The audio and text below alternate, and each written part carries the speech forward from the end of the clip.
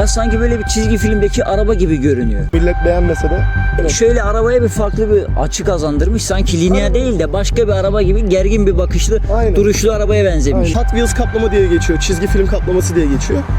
Çizgi film kaplamayı Türkiye'de 3 kişi yapmış.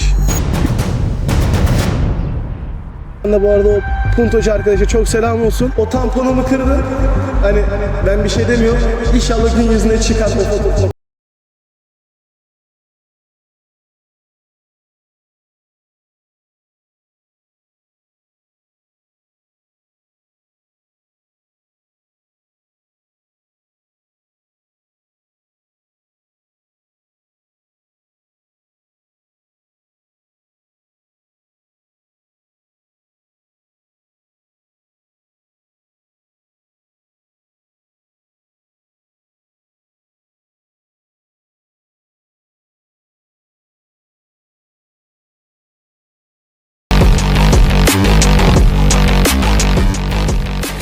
İşte benim aracımdan herkese merhabalar arkadaşlar. Bugün çok sıra dışı bir Linea ile karşınızdayız. Sıradan bir araç gibi görünebilir ama gerçekten ön sıradan bir araç. Şimdi araç sahibini aramıza davet edeceğiz ama arkadaşlar siz de bir eksik görüyorsunuz. Kadir arkadaşım bugün pazar olması sebebiyle gelemedi, aramızda bulunamadı. Şimdi araç sahibini daha fazla uzatmadan yanıma davet ediyorum. Oğuzhan kardeşim hoş geldin. Hoş bulduk abi. Tanıştığımıza memnun oldum. Ben de memnun oldum. Biraz seni tanıyabilir miyiz? Abi adım Oğuzhan. 21 yaşındayım. Kütahya Dumlupınar Üniversitesi öğrencisiyim. Hani öğrenci olduğumuz kadarıyla arabayı yapmaya başladık. Dedik bir yapalım nasıl olacak. Bir hırs uğruna girdik, yaptık, oldu. Bu şekilde de duruyor. Zaten kolonu verdin mi gerisini kaptırıyorsun bu modifiye Aynen işinde. öyle. Gittikçe uzuyor. İşte jant yapıyorsun. İlerleyen zamanda belki bir spoiler atıyorsun arkaya. Böyle bir değişik tarzda kaplama yapıyorsun. İnşallah nicelere diyelim kardeşim. Aynen öyle. Var mı arabanda daha sonra yapmak istediklerin? Mesela şunu yaptım da aklımda şu kaldı dediğin. Vallahi abi normalde bu araba orijinaldi. Sadece arabada spoilerımız yoktu, hiçbir şeyimiz yoktu. Önümüzde sadece Mustang çizgisi denilen Mustang çizgisi vardı kaputumuzda. Hani isterseniz onların da eski halini atabilirim size. Onu da ekrana koyalım görsün arkadaşlarımız. O şekildeydi. Aracımız ilk başta orijinal şekilde başladı. Bir araç toplantımızın buluşmasıyla başladı. Orada bir Ferhat diye arkadaşımız var ve Samet diye bir arkadaşımız var. Samet Sapan'la Ferhat Düzün, onlara selam olsun buradan. Ben dedim arabayı yapacağım. Dedim artık kafama koydum. Bana dediler sen bu arabayı yapamazsın, edemezsin. Bu araba aile aracı. Linea diye bir küçümsediler. Yok, onlar da eline var. Bu araba ailen kullanıyor genelde. Sen kullanmıyorsun. Sen işinden gücünden bunu nasıl yapacaksın? Bir kere paran yok falan filan, böyle bir ezikleme muhabbetleri geçti. Ben de sinirlendim. Ben bu arabayı 3 gün içinde dizerim dedim. Sizinle de dedim izlemesi kalır. Arabayı dizmeye başladık. Bizim İstanbul'da 34 TSD plakalı, eskiden 35 PBG olan PUBG Linea'mız var. Çelik Emre abimiz. Onun yardımıyla başladık. Görkem abimizin yardımıyla başladık. Dedik abi biz bu arabayı yapacağız. Böyle böyle bizle dalga geçiyorlar. Nasıl yapabiliriz, nasıl edebiliriz? Allah razı olsun, Emre abimiz de dedi. O zaman dedi madem arabayı yapıyorsun. Bu araba önceden Air'liydi zaten. Air'ını aldığımız kişi sökmüştü. Air'ı sattık. Birkaç borçlarımız vardı, ona verdik. Sonra dedik abi arabayı yapacağız. Emre abimiz de dedi madem dedi seninle dalga geçiyorlar. Arabanın coil'i ile presleri benden dedi. Allah razı olsun. Arabaya coil'over'ı taktırdı. Presi taktırdı. Herkesin bir katkısı oldu Aynen yani. öyle. Yani arabada fazla emek var. O yaptı. Ondan sonra bizim küçük çocuk gibi olan elimizde büyüyen Mustafa Baştay kardeşimiz var. O da önceden Linea'cıydı. Sonra Egea'lara sardı. Egea yapmaya başladı. Dedi abi madem dedi sen dedi bu arabayı diziyorsun. Seninle dalga geçiyorlar. Ön tamponla cam üstü spoilerını ben hediye edeyim sana dedi. Her yerden bir Aynen katkı öyle. geliyor arkadaşlar. Çevremizde dostumuz çok. Ondan dolayı hani dedik madem başlayalım. Ondan sonra bu arabayı yaptık. İlk başta normal orijinal haliyle gezdik. Spoilerımız yoktu, ön tamponumuz yoktu. Sadece mavi xenon sislerimiz vardı. Üstü üstlük sadece de xenon farı vardı arabada. Başlangıç işi. Aynen başlangıç işi. Ondan sonra zaten dalga geçtiklerinde ben ertesi günü benim de normalde kuzenim de burada olacaktı. Hatta keşke olsaydı da şu an onunla beraber konuşsaydık. Kuzenim de bir hırs uğruna dedi bu arabayı yapacağız. Bu arabayı yapmazsak bizi kessinler dedi. İşte ondan sonra arabaya gittik. Dediğim gibi coil'imizi yaptık, presimizi yaptık, spoilerımızı yaptık, ön tampon ekimizi yaptık. Sonra dedik bu araba bizi kesmiyor. Dedik bu arabaya ne yapsak ne etsek. Hemen zaten OKWorks Furkan abiye gittik. Furkan abi biz arabayı kaplayacağız, nasıl kaplayabiliriz? Ama dedik arabanın rengi belli olsun. Bundan önce Furkan abinin önceden bir kaplaması vardı kendi arabasına. Arabanın arkasına bunun gibi çizgiler geliyor ama böyle sanki böyle kaporta yırtıkmış gibi geliyor. Arkada da elinde revolver olan bir tane bandanalı kız vardı. O çok hoşumuza gitti. Onu yapalım dedik. Sonra dedik Furkan abi yaptı zaten bunu. Hani bir daha biz yapmayalım, özenti gibi olmasın. Yapılmayanı yapalım Aynen, dedin. Hem de orijinalliğini bozmayalım. Kendi renginde olsun dedin. Aynen öyle. Yapılmayanı yapalım dedik. Sonra araştırdık. Ya baktık bu Hot Wheels kaplama diye geçiyor. Çizgi film kaplaması diye geçiyor. Çizgi film kaplamayı Türkiye'de 3 kişi yapmış. Bir Polo'ya yapılmış, bir Honda ESA'ya yapılmış. Bir de Golf'e yapılmış. Zaten Polo'lardan biri bizde, Furkan abi de. Dedik ne yapalım? Dedik abi aniden gelişti, kaplamaya gittik. Abi dedik direkt bu araba çizgi kaplama yapılacak. Sen dedik ne istiyorsan yap. Biz dedik 1,5 saat dokunmuyoruz sana. Ne istiyorsan yap. Tamam abim dedi. Bir başladı abi arabayı yapmaya. İlk başta arabayı yapmaya başladı. İşte arabanın ta arka bagajından başladı arabayı yapmaya. Bakıyoruz çok değişik geliyor. Gözümüze çirkin gelmeye, böyle bir yakın olmaya başladı. Arkadaş da vardı. Akın diye arkadaşımız vardı. Akın Turan'a da selam olsun. Onun Palio ile gitmiştik hatta, arabaya ihtiyaçlar var diye. Abi baktık. Ya yok, arabanın arkası kötü duruyor. Furkan abi dedik, abi dedik bu arabanın arkası kötü duruyor ama nasıl yapacağız? Dedi sen dedi ben bir arabayı dizmeye başlayayım, ondan sonra gör. Abi arabayı bir yapmaya başladı. Şu kordonlara zaten bir geldi. Dedim tamam bu araba oldu. Araba olduktan sonra dedik bir arabaya jant lastik atalım. Bursa'da bir abiden 3500'e RCO Blade aldık. RCO Blade'ler ama dökük, mahvolmuş bir şekildeydi. Dedik ne yapacağız, ne edeceğiz? Dedik biz bunları zımparalayalım, boyayalım. Zımpara boyayı yaptık. Arabaya taktık. Baktık arabada güzel durdu. Fuarlara çıkardık. Burak Kanal sağ olsun, Orhan Gazi Fuarı'nda normalde üçüncülüğümüz garantiydi. Yani Burak abiye bir dedi ben de sokacağım dedi güzelliği. O güzelliğe sokunca zaten bizim Uğur abi kullandı arabayı. Uğur Çinko belki bilirsiniz. BMW'si var bir Aynen, tane. 34 GSR. Evet. Selam olsun ona da kendisine. O da selam olsun. Çok selamlarım var. Onun da baş tacıdır. O da çok yardım etti, desteği sağlandı. Dedi arabaya bir bindi abi Burak abinin arabaya. Arabayı hoplatıyor, zıplatıyor, öyle yapıyor, böyle yapıyor. Ya biz bir girdik, arabanın içinde hiçbir şey yok. Ses sistemi yok. Dıştan görünüş var. Dördüncülüğü aldık çıktık. Ama sonra dedik ki tanıdığımıza gitti. Sonradan dedik bir şeye girelim. Hadi Yunuseli Havalimanı'na girelim. Yunuseli Havalimanı'na girdik. Normalde bizim fix olarak düzenli çıktığımız bir grubumuz vardı. O bize biraz yamuk yapınca biz de kendi arabalarımızı topladık sinirden. Şahin Medya ile beraber. Hasan Şahin belki tanırsınız. Hatta plaket aldı şu an Yunuseli Havalimanı'ndan. Kardeşim olur kendisi. Onunla beraber başladı bu serüven. Hatta onda da 16 AK bir tane lineye var. Şimdi bakalım benim arabam bitti gibi, daha bitmedi de daha çok eksikleri var. Kendiniz görüyorsunuz abi zaten. Ya bu işler böyle yani. Ne kadar yapsan, ne kadar doldursan da bir yerden bir eksik gözüne çarpıyor. Hani Tabii. şöyle bir bakıyorsun. Ne bileyim yarın öbür gün belki şurayı kaplarsın. Yok siyah yaparsın. Belki farlara bir tasarım yaparsın. Yani doldurulacak çok şey var arkadaşlar. Önemli olan nasıl baktığın. Aynen öyle. Abi şimdi arabamızın ilk başta kaportasında birkaç sıkıntımız var.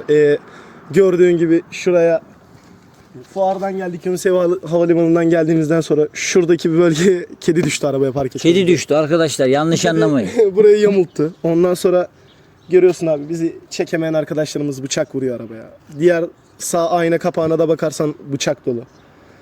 Oradan da buradan da bu arada o puntocu arkadaşa çok selam olsun. O tamponumu kırdın. Hani ben bir şey demiyorum. İnşallah gün yüzüne çıkar. O fotoğraflarda bende şu an. İnşallah gün yüzüne çıkar. Nasıl bir rezillik yaptığını da kendin görürsün. Hani arabacısı diye geziniyorlar. Ya ondan güzel yapınca da kıskanıp parçalama olayları oluyor. Böyle yani abi. Genelde arabada olan sıkıntılar, kaporta sıkıntıları bizim fuarda reklamımızı yaptıktan sonra, güzel arabayı yaptıktan sonra başlayan hasetliklerden dolayı gidiyor. Ya bizim de çevremizde çok insan var. Bizden daha güzel araba yapanlar. Hani buna yardım et dediklerinde biz gidiyoruz, kendi arabamızı veriyoruz gerekirse adama. Onun arabasını alıyoruz, yapıyoruz, yardım ediyoruz. Olması gereken de bu zaten. Dostluk işi, yardımlaşma işi olması lazım. Arabacılık işi. Aynen öyle. Şimdi yavaş yavaş Oğuzhan istersen ön tarafından arabanı incelemeye başlayalım. Olur abi. Şöyle ön tarafta neler yaptın bize anlatır mısın tek tek? Abi ön tarafta ilk başta F30 tamponumuzu yaptık. İlk bir yaptığımızda güzel durmadı gözümüze. Normalde biz satın almıştık Ankara'dan bir abimizden. abimiz yaptığında fiberi yaş çıkarmış. Tampon oturmadı, kesme biçme yapmak zorunda kaldık. Aşırı fazla kesme biçme yapmak zorunda. Tabii, Kesik yatıyorsun. yüzeysel kesik atmak daha mantıklı, hani ucuz görünmeyecek yerlerden, ama bizim yapan abimiz hiç özenmemiş. Parçalandı, etti, eledi, o Mustafa dediğimiz arkadaşımızın aldığı tampon. Abi dedi biz rezil olduk tamponla. Yeniden tampon yaptıralım dedi. Bu sefer kendisi yaptırttı, getirttirdi bize. Nerede yaptırdığını biz de bilmiyoruz inan. Arabaya getirttirdik, oturtturduk. Baktık güzel duruyor. Sonradan dedik bununla devam edelim. Arabamızın sisleri orijinal. Fabrikasyon sisler zaten. Normalde bunlar boş paketlere yapılıyor sis olmadığı için. Biz arkasına sisleri oturtalım dedik. Hani gecede görüntüsünde bal peteğinin de gölgesi yansısın, güzel olsun diye yaptık. Şimdi onu diyecektim. Şimdi arkadaşlar sis lambası var altında ama yani o oyun içinde şey kesik değil. Bu petekler. Dedim acaba sis görüntüsü olarak nasıl görünüyor sis lambası olarak? Abi gece vakti çok tatlı bir görüntü oluyor. Tamponumuzun şurada bıyıklarında dediğimiz gibi tampon ışıklarımız var RGB şekilde. Kendimizin yaptığı. 12 farklı renk mevcut içinde, modüllü. Kendimiz yaptık. Sonra arabayı ilk aldığımızda yaptığımız tek şey bu far kaşıdır. Bu simge olarak durur, millet beğenmese de. Millet beğenmese de Aynen. şöyle arabaya bir farklı bir açı kazandırmış. Sanki linea değil de başka bir araba gibi gergin bir bakışlı, Aynen. duruşlu arabaya benzemiş. Aynen öyle. Araba biraz gergin bakıyor ama bunda anısı var. Hani abim dedi ben bu arabayı çok özeniyorum. Bu arabada bu olmasını istiyorum demişti. Yapmıştı. Birkaç sıkıntılar olmuştu. Farda biz bunu söktürdük, yeniden yaptırdık. Çünkü çizgiler daha iyi otursun diye. Hani bu çizgilerle kapı çizgileriyle aynı hizada olsun diye. Yaptırdık. Normalde bu sökülü kalacaktı. Dedim abim hani yaptı bunu. Abim özenerek yaptı. Dedik abimin yaptığı şey anı olarak burada kalsın dedik. Kalıyor. Bu arabada yani başka far yapılsa bile ki aklımızda var. Başka far yapıldığında bu orijinal şekilde yerinde kalacak. Evde. Fuardan fuara arada bir fuarlarda gösteriş olarak takacağız bunları. Normalde de far tasarımlı olacak zaten araba.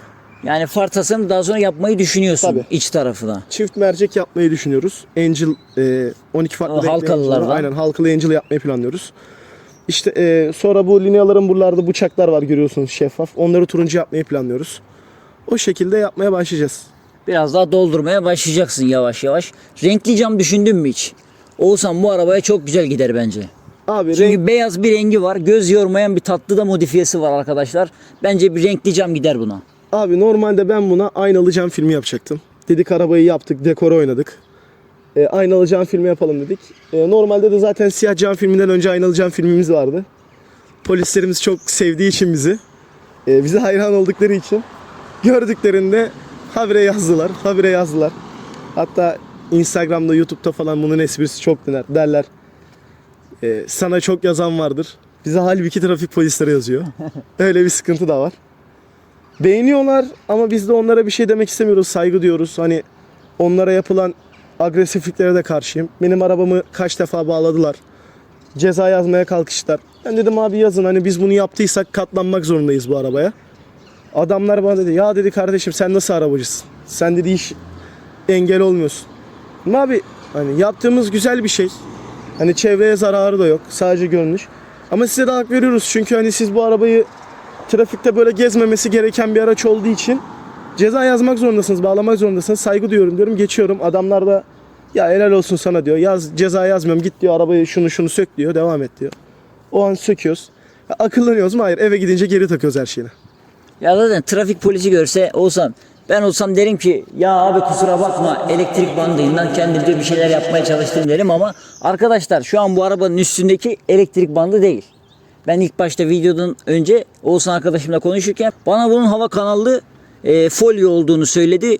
Yani bu da bir güzel işçilik Oğuzhan. Aslında onu ince kesip bu şekilde bir tasarım yapmak ya sanki böyle bir çizgi filmdeki araba gibi görünüyor. Yani bu tasarımı yapmak da gerçekten ilginç. Eline emeğine sağlık yapan abimizin. Yapan abimiz Furkan abi. Kendisine Furkan selam Okay. olsun işte benim aracımdan da. Aynen. Furkan Works'tür. Şöyle ön tarafına biraz daha yaklaşalım Oğuzhan. Abi Ön taraftan göreceklerimizi gördük mü? ya tabii Benim gözümden kaçan var mı? Yarasa aynalar dışında. yarasa aynalar dışında zaten abi şu an arabanın önünde pek bir şey yok. Hani arabamızda pek bir şey yok. Biz sadeliğe önem verdik. Biraz dedik hani 2000'li modifiyelere gidelim biraz dedik. Hani 2000'li modifiyelerde bilirsin abi. önceden 2000'li modifiyelerde fiberciler bu işin Çok ehliydi. fiber, evet. Her tarafını değiştiriyordular arabanın. Aynen Yani o öyle. Tofaş'ı bile tanıyamazsın. Bizim videolar var zaten. Zaten kamerada da görünüyordur. Buraya da bir bıçakla sürtme olayları, bir şeyler yapmalar oldu yani. Ya seni çekemeyen çok Oğuzhan Çok ya abi. kardeşim. Tabii bir arkadaşımız var. Bundan önce Yunus Emre Limanı fuar alanına giderken bizi sattı o. Bizim araçlarımızda çok dalga geçti. Yok coilover taktınız. Hani arabanın altına taş besleyelim. Arabanız basık dursun. Bende Air var. Ben arabayı Air'le indiririm yere falan filan dedi. Sonra biz de sinirlendik tabii arkadaş ortamı olarak. Bizde genelde coilciler var zaten. Biz her zaman diyoruz. No confor yes decor diyoruz. O şekilde gezeriz. Arabada tatlı bir sekme olacak yani illa. İşte arkadaşımız Air'ı taktı puntosuna. Ama tampon eki koydu, altına lip koydu. Arabayı yine oturtamadı. Biz haliyle oturtunca bu adam bizim evimizi, barkımızı, her şeyimizi buldu. Sadece benim arabamı değil, buradan 4-5 arkadaşımızın da arabasını satmasına sebep oldu. Çok zarar veriyor. Ama ben o adama inat satmayacağım yani. Bu arabayı Air'ı da oturtacağım. 20'lik jantları da oyup ondan daha fazla da oturtacağım yani. İnadına yapacağım diyorsun. Aynen öyle abi. Peki Biz de Bursalıyız yani. İnat çoktur bizde. eyvah arkadaşlar. Oğuzhan inatçı bir arkadaş ama benden iyi anlaşıyor. Kardeşim benim. Jantlar konusuna geleceğim. Jantlarda daha önce ne vardı? Bu timde başka bir jant vardı üstünde sanki. Tabii abi. Bu timde 17 RCO Blade jantlarımız vardı. RCO Blade jantlarımızı hatta gunmetal yapmıştık. Gunmetal şeklinde duruyordu. Normalde bilirsiniz hani onlarda çizik olduğunda direkt elmasla rektefe yapıp devam ediyorlar. Biz dedik yapmayalım. Direkt dedik maliyet de zaten. Öğrenci adama maliyet de çok. Zımparayı aldık. 80'lik zımparayla girip keçeyle bıraktık. Ondan sonra boyasını attık, çıktık. O şekilde yaptık. Hatta aracımızda şey vardı. 17 RCO Blade vardı. 215 40-17 lastiklerle yürütüyorduk bu arabayı. O şekilde de duruyordu. Yani yakın zamanda yeni bir jant projem var mı yine? Aklında var mı bu düşünce? Tabii ki var abi. Olmazsa olmaz Tabii diyorsun. olmazsa olmaz. Muhammed abinin bize aşık ettiği 17 krom SSR'lar var.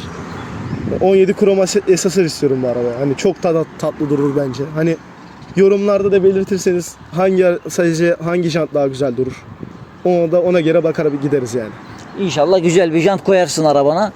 Yan tarafa bakıyorum. Eteklerde bir çalışma yapmadın Oğuzhan sanırım. Tabii ki abi eteklerde bir çalışma yapmadım. Yapmamamın sebebi de buraya fiber ek yaptıklarında abi şaseyi çamurluk içlerinden deliyorlar. Bir de alttan vidalamak zorunda kalıyorlar. Ben de arabamda delik vesaire istemedin, istemiyorum. anladım. Aynen. İstemiyorum. Eğer fibercilerde kendine güvenen varsa ben bu arabaya 1 gram vida takmadan bu arabaya oturturum düşmez diyorsa da onunla da konuşuruz yani. Aynısını söyleyelim arkadaşlar. Kendine güvenen fibercileri yoruma bekliyoruz. Bu arabaya vida takmadan ben bu arabayı yaparım diyen varsa yorumlara çöksün. Yani bir fiber etek güzel giderdi aslında. Tabii Çünkü body kit gibi dururdu. Hani önlerde biraz basıklık yapmışsın şeyin sayesinde, tamponun sayesinde. Arkada spoiler var. Kesinlikle bir etek şart. Aynen öyle abi. Ya zaten hani bu şu anlık böyle. Hani biraz biz Cevat abimizin izinden gitmeyi seviyoruz. Hani bu arabayı eğer Allah da nasip ederse paramızla çıkışırsa bu arabayı Rocket Bunny'e döndürmeyi düşünüyoruz. İnşallah kardeşim. Biz de sabırsızlıkla bekliyoruz ikinci versiyonunu çekmeyi arabanın. Arabanın hikayesi nasıl başladı? Oğuzhan, bu arabayı almak nereden aklına geldi? Abi Biraz da onlardan konuşalım. bizim normalde bir kafemiz vardı. Kafe işletiyorduk ailecek. Dedik kafeyi kapatınca pandemi zamanı kafeyi kapattık.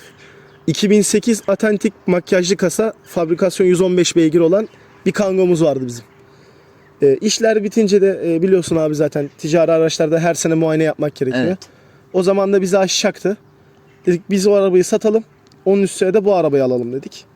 Normalde Linea aklımızda yoktu. Bizim baktığımız hani Clio sembollü. Ondan sonra giderdik Mara'ya bakıyorduk. Genelde aile arabalarından Aynen aile yöneldiğimiz. arabalarına bakıyorduk. Sonra bir gün hani denk geldi. Bu araç İstanbul'dan buraya gelmiş. Bir tane ertesi güne hemen zaten Bursa'da bir galeriye gelmiş. Arabaya bakmaya gittik.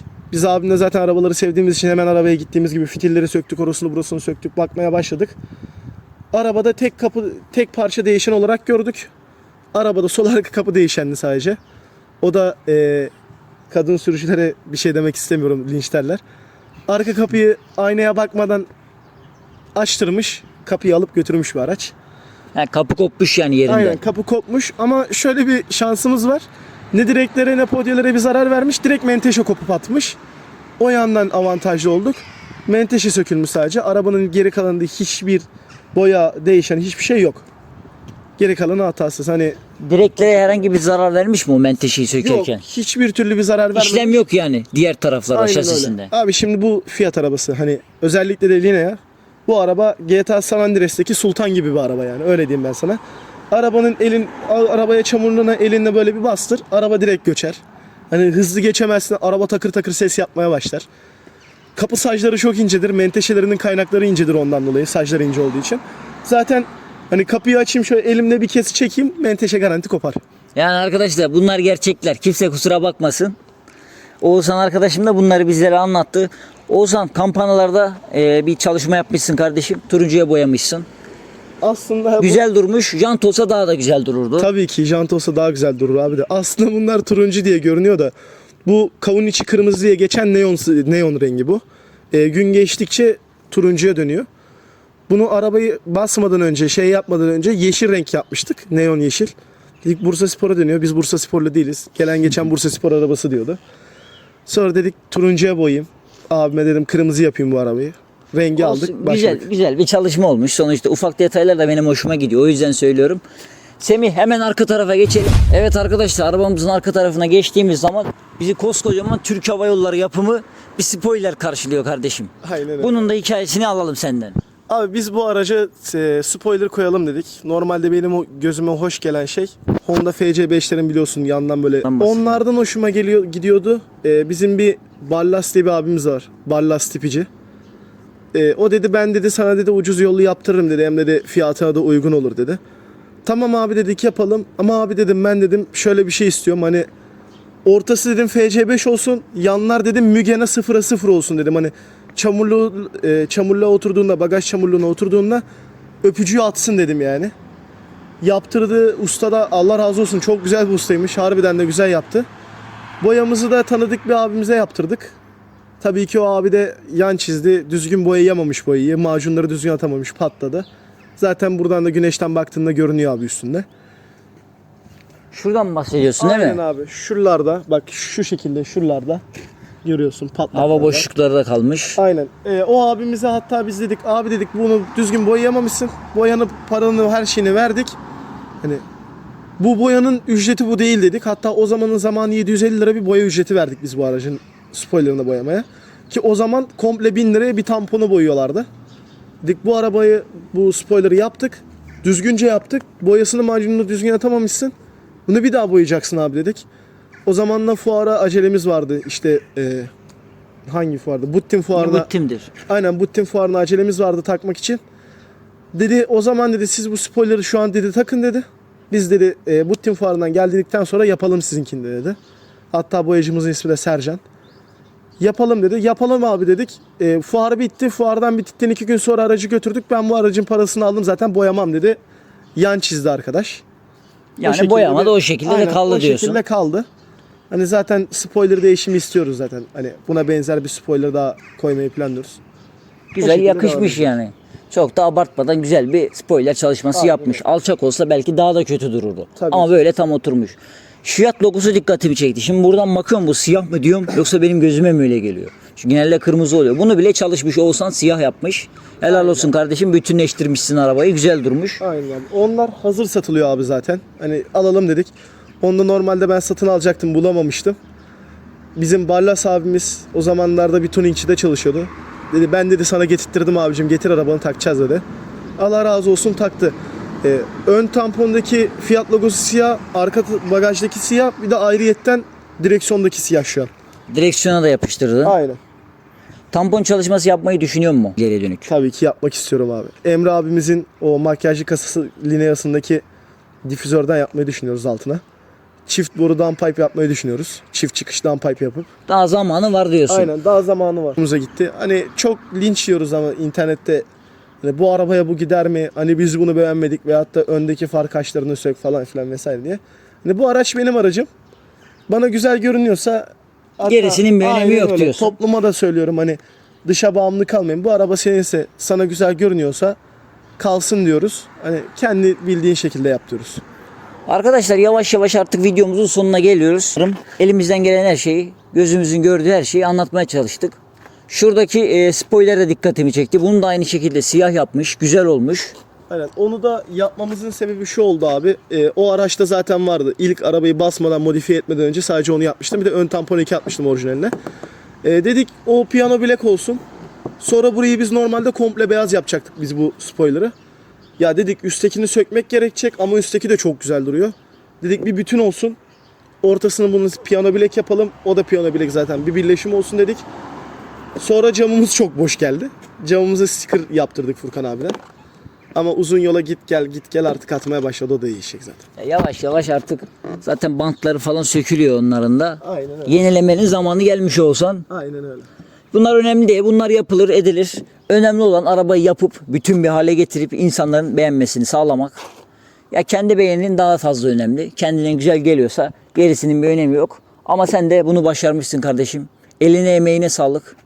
Arkadaşlar, bugünlük videomuzun sonuna geldik. Kanala abone olmayı, videolarımızı izleyip like atmayı unutmuyoruz. Ve Oğuzhan kardeşimin sözüyle videomuzu bitiriyoruz. Kardeşim, neler söylemek istersin? Abi şunu söylemek isterim. Hani ben öğrenciyim, artık araba modifiyesinden bıktım, hani yapamıyorum demesinler. Hani bu arabayı yapmak geçen sene toplamda kaç liraya mal oldu ben sana söyleyeyim. Kaplama dahil, hani hediye gelenleri de sayarsak 15 bin lira gibi bir civara geldi. Sadece jantsız hali. Hani 15 bin liraya bunu yapabiliyorsunuz. Ama çevrenizde de çok böyle iyi dostlarınız varsa toplamda bunu 2 bin liraya 3 bin liraya halledebiliyorsunuz. Hani araba camiasında da iyi dostlar edinin derim ben bütün genç kardeşlere, benden küçüklere de. Hasetlik, fesatlık olmasın derim. Dostça şekilde yaşayalım, de. dostça yardımlaşalım. O zaman arkadaşlar, kendinize iyi bakın. Kendinize iyi bakın. Görüşmek üzere.